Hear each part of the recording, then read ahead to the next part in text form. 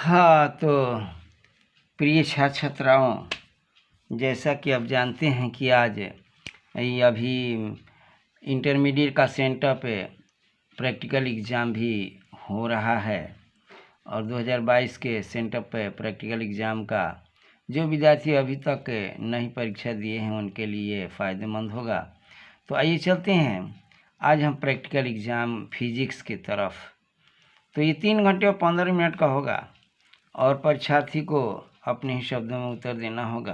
15 minute extra समय रहेगा। हाँ, थोड़ा यहाँ पर हम सभी देख लें। इसमें 2 खंड है, एक खंड अ और एक खंड है ब। तो अ में वर्णित प्रयोग सूची में से एक प्रयोग के सिद्धांत को लिखते हुए अपने निर्देशानुसार अंतिम परिणाम की गणना करना है। यानी खंड अ में से एक प्रश्न और फिर खंड ब में से वर्णित सूची में से कोई एक क्रियाकलाप करना है। यानी खंड अ से भी एक ही सवाल का जवाब देना है और खंड ब से भी एक ही जवाब देना है। लेकिन भाई हम आपके लिए खंड अ से 2 प्रश्न का जवाब दे रहे हैं और खंड ब से 1 का जवाब दे रहे हैं। हाँ, तो देखिए भाई, पहला प्रश्न है कि उत्तल लेंस की फोकस दूरी ज्ञात करें। दूसरा है अवतल दर्पण की फोकस दूरी ज्ञात करें। तो इसी को हम आंसर देने वाले हैं, अवतल दर्पण की फोकस दूरी ज्ञात करें। फिर इसके बाद है उत्तल लेंस की सहायता से अवतल दर्पण की फोकस दूरी ज्ञात करें। चल सूक्ष्मदर्शी की सहायता से कांच का अपवर्तनांक ज्ञात करें। तो भाई इसमें अ में से आपको केवल एक ही प्रश्न का जवाब देना है, लेकिन हम ये 2 जवाब आपको दे रहे हैं, 2 आंसर दे रहे हैं, एक 2 का और एक 4 का। हाँ, तो प्रयोग का नाम है भाई अवतल दर्पण की स्थिति में u के विभिन्न मानों के लिए v का मान ज्ञात करना और उसकी फोकस दूरी ज्ञात करना। क्योंकि u और v के बिना ज्ञात किए तो फोकस दूरी निकाली नहीं जा सकती। आवश्यक उपकरण है इसका ऊर्ध्वाधर स्तंभ पर स्थित अवतल दर्पण, 2 पिन स्तंभ, 2 पिन, 2 लोहे का स्तंभ, क्लैंप, साहुल और मीटर स्केल इत्यादि। सिद्धांत, इस फिगर को आप देख लें। अवतल दर्पण का वस्तु की दूरी u, प्रतिबिंब की दूरी v और फोकस दूरी f के बीच संबंध इस प्रकार होता है 1/f = 1/v और +1/u। दर्पण के लिए होता है ये अवतल दर्पण या उत्तल दर्पण, उसके लिए 1/v + 1/u और f बराबर हो जाता है uv/u + v। हाँ, तो अवतल दर्पण में दोनों वास्तविक प्रतिबिंब u और v ऋणात्मक होते हैं, साथ ही साथ फोकस दूरी भी ऋणात्मक हो जाती है। प्रयोग का देख लीजिए। प्रोसीड्यूर में है कि पिन स्तंभों को पिन के ऊर्ध्वाधर व्यवस्थित करें। पिन की नोक ऊपर की ओर होनी चाहिए। इन स्तंभों को दर्पण के समीप लाकर पिनों के दर्पण की दूरी की ऊंचाई बना लेते हैं। एक पिन विधि से दर्पण की फोकस दूरी ज्ञात कर लेते हैं और f मीटर में रहता है। अब 4-5 दूरियाँ 1.5 f, 20 f, 2.0 f के बीच 4 या 5 दूरियाँ 2.0 f और 3.5 f के बीच रखकर प्रतिबिंब का स्थान निर्धारित पैरेलैक्स विधि से ज्ञात करते हैं। दर्पण के सामने विभिन्न पिन को लगभग 1.5 मिनट की दूरी पर रखकर दर्पण की फोकस दूरी पर खड़े हो जाएं और दूसरे पिन का स्तंभ के मेज पर अपने ही पास रखें और पहली पिन के उल्टे प्रतिबिंब को लिखते हैं। हाँ भाई, जो रखें लिखा हुआ है तो हम लोग लिखेंगे रखते हैं, है ना। अपने पास पिन स्तंभ को धीरे धीरे दर्पण की ओर खिसकाएं और इस पिन को पतली पिन के प्रतिबिंब के बीच पैरेलैक्स को लिखें। देखें, आँख के दाएं बाएं विस्थापन में दूरी पिन के पहली पिन का प्रतिबिंब दोनों ही बिना एक दूसरे के सटे साथ साथ विस्थापित होंगे। इस प्रकार हम पिन का प्रतिबिंब स्थान निर्धारण करेंगे। पहले पिन और दर्पण के स्थान पर अंतर बीम की दूरी u की माप तथा दूसरी बीम दर्पण में अंतर प्रतिबिंब v की माप लेते हैं। पिन को आगे बढ़ाकर u के मान को 1.5 f और 2 f के बीच क्रमशः बदलते हैं। 4-5 u के मानों में v के मान प्राप्त करते हैं। इसके बाद u का मान 2f और 3.5 f के बीच बदलकर 4-5 u के मान और v का मान ज्ञात कर लेते हैं। यानी 4-5 u का मान और v का मान ज्ञात कर लेते हैं। प्रेक्षण और अवलोकन यानी ऑब्जर्वेशन में देखिए फोकस दूरी f बराबर 10 cm, इसलिए 1.5 f बराबर 15 cm और 3.5 m f बराबर 35 cm। हाँ तो भाई अवलोकन में देखिए 1 2 3 4 5 अवलोकन हम लोग लेते हैं। u का मान 18 cm, 19 cm, 22 cm, 24 cm, 26 cm इस तरह से लेते हैं और v का मान इस तरह से 23.5, 20.3, 18.3, 17.7, 16.5 और f का मान इन दोनों से निकलता है uv बटा u प्लस v, यानी u और v का गुणा और u प्लस v का यानी जोड़ का फिर भाग दे देते हैं, गुणा में जोड़ से भाग दे देते हैं, तो इस प्रकार का मान हमें प्राप्त होता है। और फिर इसका मीन यानी माध्य निकालते हैं, तो ये जो मान आ रहे हैं सबको जोड़ करके 5 से भाग देंगे, वही हमारा मीन हो जाएगा, वही हमारा माध्य हो जाएगा। परिणाम रिजल्ट दिए हुए अवतल दर्पण की फोकस दूरी 10.1 cm है, यानी यही है फोकस दूरी। और सावधानी इसमें है कि दर्पण के मुख्य अक्ष के क्षैतिज होने चाहिए और ऊर्ध्वाधर स्टैंड पर दर्पण के अच्छी तरह से व्यवस्थित होनी चाहिए, ज्ञापन सही करना चाहिए। हाँ तो भाई प्रश्न खंड अ यानी सेक्शन ए से आपको केवल 2 ही का जवाब देना है, तो 2 के बारे में तो हमने हाँ तो आप अभी देखें कि सेक्शन ए में केवल एक ही प्रश्न का जवाब देना है और जिसमें से हमने आपको 2 प्रश्न इसलिए दे रहे हैं कि आप अपनी सहूलियत के मुताबिक या तो 2 को बना लें या 4 को बना लें, सो आप अपनी समझ के अनुसार जैसा चाहें वैसा करेंगे, लेकिन दोनों नहीं बनाना है, और से केवल एक ही प्रश्न का जवाब देना है। तो आइए चौथा हम लोग देखते हैं क्या है। चल सूक्ष्मदर्शी की सहायता से कांच का अपवर्तनांक यानी कांच या कांच की सिल्ली का अपवर्तनांक ज्ञात करना है चल सूक्ष्मदर्शी की सहायता से। तो आइए चलते हैं 4 नंबर प्रश्न के लिए। हाँ तो भाई अब चौथा नंबर प्रश्न है, आप देख लें, यानी 2 और 4 2 प्रश्न हमने बनाए, इसमें से एक ही आपको जवाब देना है। बार बार मैं यही इसीलिए कह रहा हूँ कि इसमें से आप अपनी सहूलियत के मुताबिक या तो 2 बना लें या 4 बना लें। तो आइए देखिए, चल सूक्ष्मदर्शी की मदद से कांच की सिल्ली का अपवर्तनांक ज्ञात करना है। कांच की आयताकार सिल्ली ये ऑपरेटस में है, यानी आवश्यक उपकरण चल सूक्ष्मदर्शी, स्पिरिट लेवल, लाइकोपोडियम चूर्ण, मार्कर इत्यादि। सिद्धांत सघन माध्यम से रखी हुई वस्तु के विरल माध्यम से देखने पर वस्तु के अपने वास्तविक स्थान से उठी हुई मालूम पड़ती है। वस्तु के स्थान पर यह आभासी परिवर्तन विरल माध्यम से अपने अपेक्षा सघन माध्यम में अपवर्तनांक और सघन माध्यम के वस्तु की गहराई पर निर्भर करता है। आभासी परिवर्तन इसलिए होता है कि जब 2 माध्यम में विलकारी सतह पर किरण घने माध्यम से विरल माध्यम की ओर अग्रसर होती है, तब अपवर्तन की क्रिया से यह आपतन बिंदु पर डाले गए अभिलंब से दूर विचलित हो जाती है। गणितीय अपवर्तनांक म्यू बराबर होता है वास्तविक गहराई बटा आभासी गहराई। तो आइए प्रयोग विधि में सर्वप्रथम मार्कर की मदद से दूरदर्शी के आधार पर क्षैतिज बना लेते हैं। नेत्रिका नली के ऊपर नीचे खिसकाकर वर्नियर स्केल का अपवर्तनांक ज्ञात कर लेते हैं।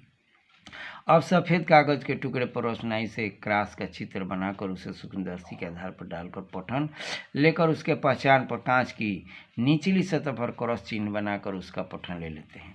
उसी प्रकार कांच के सिल्ली के सूक्ष्मदर्शी का अवलोकन लाइकोपोडियम के चूर्ण डाल करके और फिर प्रेक्षण का अपवर्तनांक की गणना करते हैं।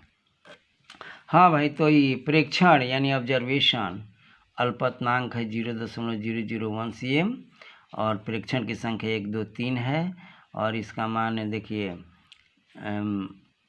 7.84 इस तरह से 7.84 7.84 ये बिना क्रॉस चित्र बिना सिल्ली के इस तरह से ये मान आए हैं और क्रॉस चित्र सिल्ली पर रख करके ये मान आए हैं और लाइकोपोडियम चूर्ण का पठन लेने के बाद ये ऐसा मान आया है और फिर वास्तविक गहराई के लिए ये मान आया है और फिर आभासी गहराई के लिए ऐसा मान आया है और अपवर्तनांक इस तरह से ये निकलता है। हाँ भाई, तो चित्र अगर आपको बनाना है तो चित्र भी बना सकते हैं, अन्यथा कोई आवश्यक नहीं है चित्र बनाना और तब ये कैलकुलेशन गणना करेंगे। तो माध्य अपवर्तनांक म्यू बराबर 1.432, 1.432, 1.432 और बाटा में 3, ये एवरेज वैल्यू निकालते हैं। इस सब का जोड़ करके 3 से भाग दे देते हैं। अपवर्तनांक में बराबर आभासी गहराई बटा आभासी गहराई नियत होता है।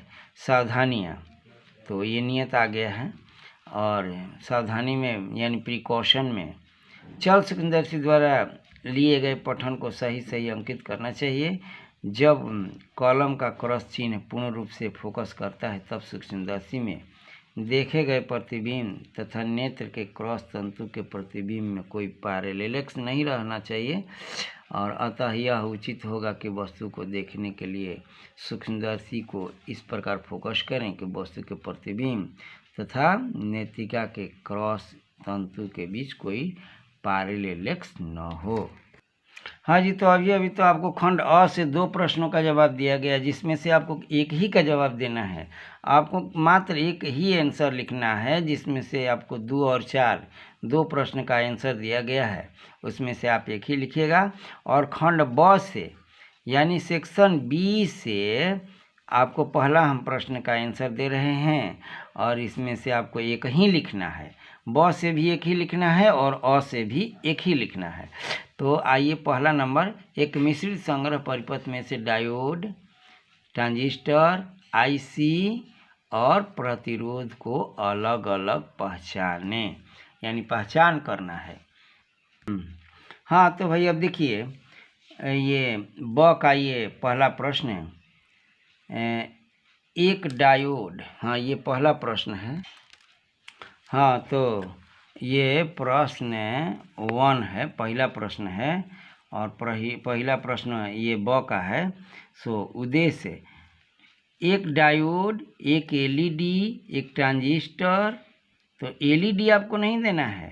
देखिए, डायोड, एक ट्रांजिस्टर, एक आईसी और एक प्रतिरोध, ये 4 ही पूछा गया है, जबकि इसमें एक एलईडी और एक संधारित्र भी दे दिया गया है। तो इसको हमें नहीं लेना है। एलईडी और संधारित्र को हम छोड़ सकेंगे, बाकी डायोड, ट्रांजिस्टर, आईसी और प्रतिरोध के बारे में लिखेंगे। तो आइए देखिए, ये है आपका फिगर बनाना जरूरी नहीं है, सो आप इसे छोड़ सकते हैं। फिगर नहीं भी बनाएंगे तब वो चलेगा, लेकिन आइए सिद्धांत तो जरूर लिखना होगा। तो सिद्धांत, थ्योरी, डायोड एक 2 टर्मिनल युक्ति है। यह विद्युत धारा के एक दिशित प्रवाह को प्रदर्शित करता है, अर्थात जब डायोड अग्रदिशित वायस होता है तो इसे होकर धारा प्रवाहित होती है, जबकि पश्च दिशिक में नहीं। यह एक, हाँ भाई, तो ये एलईडी आपको नहीं लिखना है, इसीलिए हम इसको काट दिए हैं। ये ई वाला आपको प्रश्न, ये वाला छोड़ दीजिएगा, मत लिखिएगा। ट्रांजिस्टर एक 3 टर्मिनल युक्ति है। आईसी एक बहुपाद युक्त युक्ति है। प्रतिरोध भी एक 2 टर्मिनल युक्त युक्ति है। यह अग्रदिशित वायक तथा पश्चदिशित वायक दोनों तरह से धारा प्रवाहित करता है। हाँ, प्रयोग विधि, देखिए, प्रोसीड्यूर में समूह में दिए गए विद्युत उपकरणों को ध्यान में रखकर उन्हें पादों की संख्या के अनुसार अलग अलग कर लें। ये अलग अलग करते हैं। यदि उपकरण के पास 4 या उससे अधिक पाद हो तो उसे पार्श्व भाग समतल धात्विक पट्टियों के बने हों तो उसे उपकरण एकीकृत पथ आईसी है। यदि उपकरण के पास 3 पाद हो तो वह ट्रांजिस्टर है, क्योंकि ट्रांजिस्टर में 3 ही लेग होते हैं और आईसी में तो भाई एक से बहुत 4 या उससे अधिक होते हैं। अब इसके बाद ये वाला प्रश्न आपको नहीं लिखना है, जो क्रॉस किया गया है इसको नहीं लिखना है, इसको छोड़ दीजिएगा।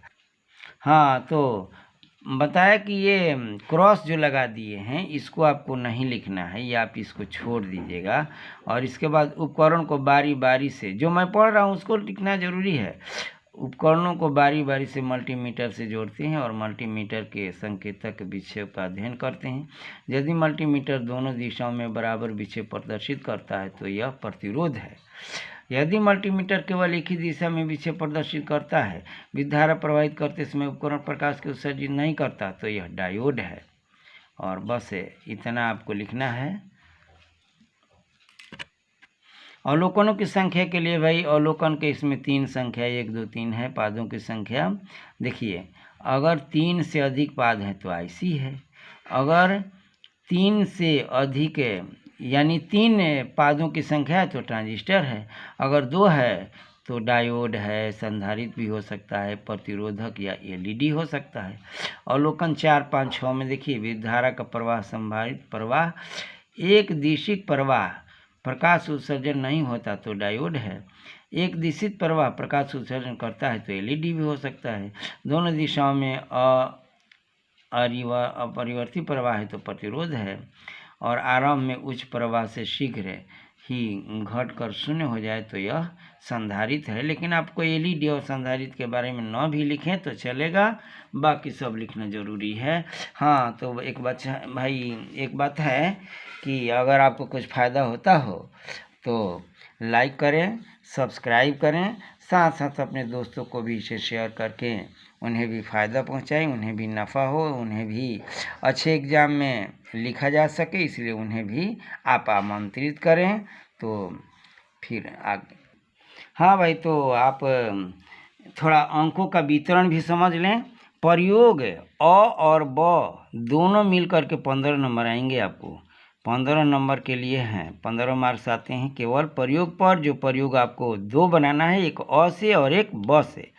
और क्रियाकलाप के लिए आपको मिलेंगे 5 नंबर।